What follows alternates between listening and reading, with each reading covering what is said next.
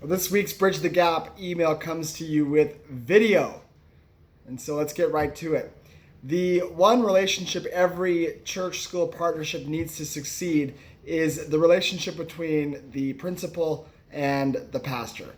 And so in a second here, we'll get into different ways that churches and schools set up who oversees or who runs the partnership. But the partnership hinges on how well the pastor and the principal communicate. It can be, the head principal, it can be the assistant principal, it can be the head pastor, it can be an associate pastor, but that relationship is really significant for how well this thing is going to go. If that thing's not in place well, then the relationship, the partnership isn't going to be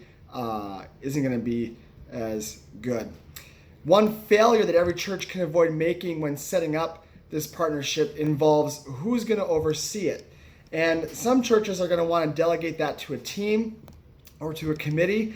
And I think that's okay in the beginning, but someone on that team needs to be the point person or needs to oversee it or own the partnership. Because when all of us are doing something, sometimes none of us are doing something.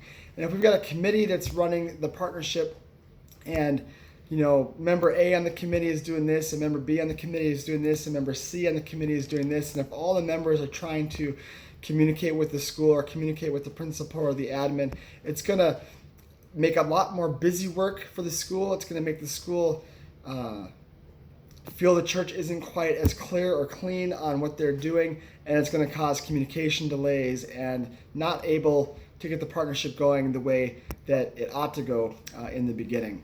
So if a team or a committee is going to oversee the partnership, that's fine, but then pick one person. It can be a staff person, it can be a lay person, but pick one person whose primary responsibility is to oversee the partnership. And to help you pick that person, 3 things that person needs. First, they need a passion for the public school partnership. They need to be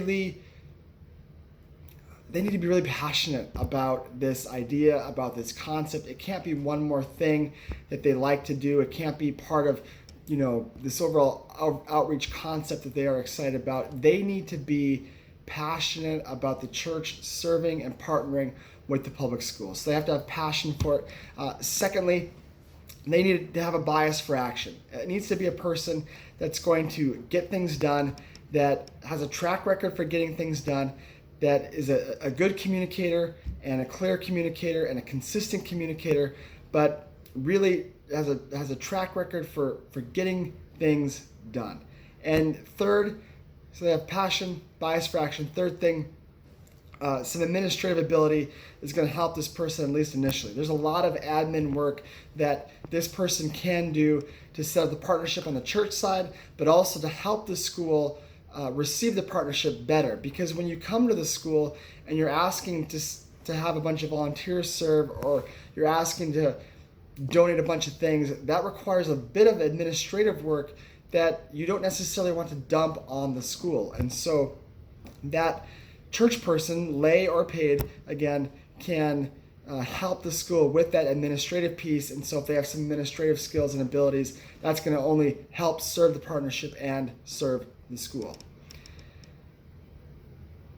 And then finally, some bonus content here. There's one decision that determines the quality of the partnership with your school. If you've got a paid person on your church that's going to be running point for this partnership, allow them to use office time or work time or paid time, however you determine that in your structure, to devote to the partnership. Don't make this an add-on thing that the paid person has to do at home or on their off time or coming in early or staying late. Make this part of their normal office time. Allow them to maybe delegate some other work to someone else or other responsibilities to someone else so they can focus consistent office hour time on this partnership. It's that important for your church to have a successful partnership with the school that you're going to allow or enable or empower, whatever word you want to use, the paid person to devote their work time to it. A lay person, a volunteer person can certainly oversee this partnership as well, but I know some churches are going to have a paid person do it, which is great. And if they do make that decision, then allow that paid person to use office time or work time to devote to it.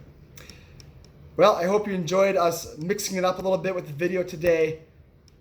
Make sure to comment below with what your thoughts are, with what your perspective is, and we'll see you next week. Thanks.